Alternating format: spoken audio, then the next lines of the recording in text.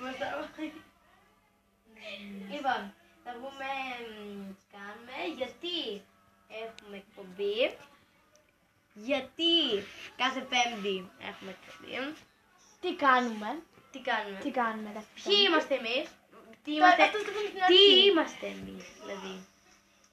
Είμαστε πρόσκοποι στο τάδε σύστημα. Κατάλαβες. Βασικά αυτό θα το πούμε στην αρχή. Ναι. Μαζί με την εκπομπή. Καλησπέρα σας. Ναι, για ξεκίνα.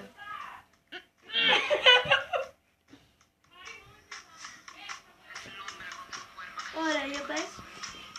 Ξεκίνα. Σαν είμαστε ωραία. Ξεκίνα. Καλησπέρα σας φίλοι, φίλες και παιδιά.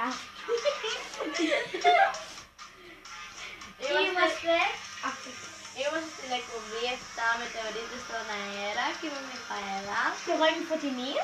Ωραία. Ματιαβά. Τι κάνεις? Καλά. Χαίρομαι. Όλα αυτά πότε πρόκειται να τα ακούσουμε. Στο μέλλον. Πότε? Στο μέλλον.